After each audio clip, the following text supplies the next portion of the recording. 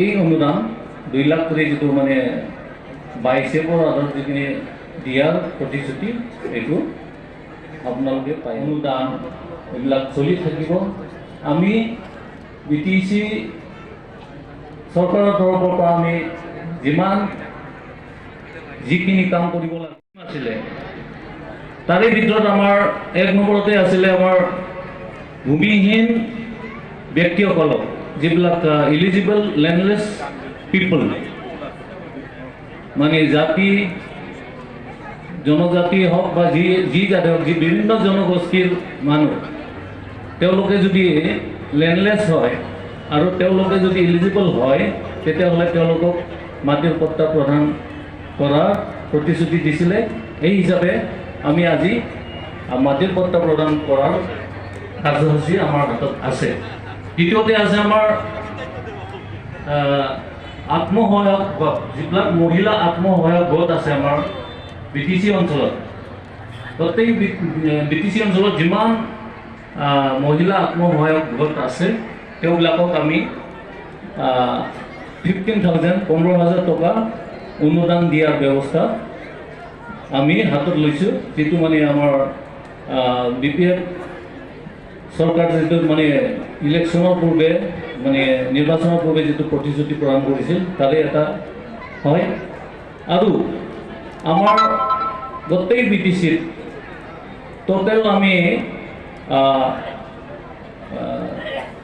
54 crore আমাৰ হাতত আছে।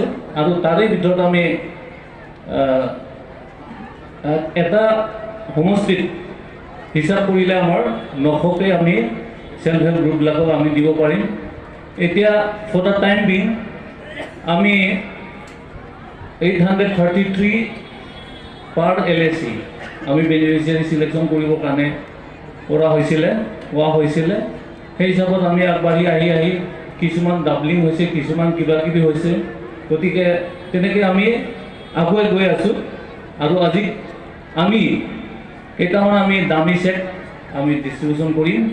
তাৰপিছত যিবোৰ আমাৰ অলৰেডি চিলেক্টেড বেনিফিচিয়াৰী আছে সেলফ হেল্প গ্ৰুপ আত্মসহায়ক গোট, তেওঁলোকৰ যিটো একাউণ্ট আছে এই একাউণ্টত ডাইৰেক্ট ট্ৰেন্সফাৰ কৰি দিয়া হ'ব। আজিৰ ডেটতে ট্ৰেন্সফাৰ আৰম্ভ হ'ব। আৰু আজি আপোনালোকে অলপ পিছত চেক কৰিলে হয়তো আপোনালোকে নিজৰ একাউণ্টত চেক কৰিলে আপোনালোকে গম পাব বা মেছেজবিলাক আপোনালোকৰ মোবাইলত আহিব। সেই হিচাপত আপোনালোকে কনফাৰ্ম হ'ব পাৰিব। তাৰপিছত তৃতীয়তে আছে আমাৰ IBS, যিবিলাক আমাৰ গৰীব দুখীয়া ৰাইজ আছে তেওঁবিলাকক আমি 10,000 কৰি আৰ্থিক অনুদান দিয়াৰ ব্যৱস্থা, যিটো আমাৰ BPF চৰকাৰে BPF দলে যিটো ঘোষণা কৰিছিলে তাৰে এইটো এটা অংশ। আৰু সেইখিনিলৈ আজি যিমান পাৰোঁ আমি চেক বিতৰণ কৰিবলৈ হাতত লৈছোঁ। তাৰপিছত আছে আমাৰ ছ'চিয়েল ৱেলফেয়াৰ ডিপাৰ্টমেণ্টৰ আণ্ডাৰত বিকলাংগবিলাকক আমি পাৰ বেনিফিচিয়াৰী আমি 10,000 কৰি আমি আজি চেক প্ৰদান কৰিম। আৰু ছ'চিয়েল ৱেলফেয়াৰ ডিপাৰ্টমেণ্টৰ আণ্ডাৰতে ছিনিয়ৰ চিটিজেনছবিলাক জ্যেষ্ঠ নাগৰিকসকলক আমি 10,000কৈ চেক বিতৰণ কৰিবৰ কাৰণে হাতত লৈছোঁ। আৰু যিখিনি আমি বিতৰণ কৰিব পাৰিম আজিৰ সভাত সেইখিনি কৰাৰ পিছত বাকীখিনি আমাৰ ডাইৰেক্ট বেনিফিট ট্ৰান্সফাৰ হ'ব, একাউণ্ট ট্ৰান্সফাৰ হ'ব। তাৰপিছত আমাৰ এটা আছে বাইচেপ বোলা বস্তুটো। বাইচেপ মানে Bodoland youth self employment programme. এইটো আমি ইনিচিয়েলি কৰিছিলোঁ মানে ইণ্ডাষ্ট্ৰি ডিপাৰ্টমেণ্টত, কিন্তু পিছত দেখা গ'ল যে আমাৰ এইটো ডিপাৰ্টমেণ্ট যিটো নডেল ডিপাৰ্টমেণ্ট হয়, এইটো নডেল ডিপাৰ্টমেণ্টটো হ'ল sports and youth welfare department. সেই গতিকে স্পৰ্টছ এণ্ড ইউথ ৱেলফেয়াৰ ডিপাৰ্টমেণ্টৰ আণ্ডাৰত আমি যিবোৰ মানে আনএমপ্লয়েড ইউথ আছে, আনএমপ্লয়েড স্কিল্ড ইউথ যাৰ নেকি স্কিল চাৰ্টিফিকেট থাকে, স্কিল চাৰ্টিফিকেটটো যাৰ হাতত আছে তেওঁলোকৰ এডুকেশ্যনেল কোৱালিফিকেশ্যন যি নহওক তেওঁলোকে কিবা এটা ট্ৰেডত যদি স্কিল চাৰ্টিফিকেট আছে তেতিয়াহ'লে তেওঁবিলাকক আমি পাৰ হেড 2 লাখ কোটি টকা আমি অনুদান দিয়াৰ ব্যৱস্থা হাতত লৈছোঁ। এইটো আমাৰ BPL দলৰ নিৰ্বাচনী প্ৰচাৰৰ সময়ত মানে যিখিনি প্ৰতিশ্ৰুতি দিছিলে তাৰে এটা অংশ। তো আমি আমাৰ গোটেই BTC অঞ্চলত টোটেল আমি 5,000 বেনিফিচিয়াৰী ইতিমধ্যে চিলেকশ্যন কৰিছোঁ। তাৰে আমি কেইটামান চেক আজি ডিষ্ট্ৰিবিউশ্যন কৰিম। তাৰোপৰি মই আজিৰ সভাত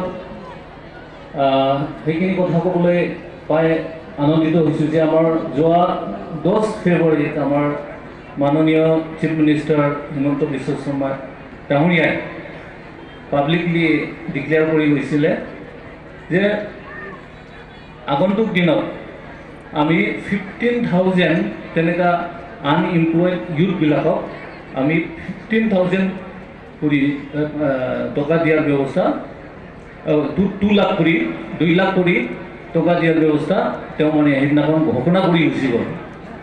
তো আপোনালোক মোৰ অনুৰোধ যে আপোনালোকে যাতে এতিয়াৰ পৰাই যিখিনি আপোনালোকৰ স্কিল যিটো ট্ৰেডত আপোনালোকৰ ইণ্টাৰেষ্ট আছে সেইবিলাক ট্ৰেডত আপোনালোকে ট্ৰেইনিং লওক আৰু আপোনালোকৰ লাইচেঞ্চবিলাক লওক বা চাৰ্টিফিকেটবিলাক লওক।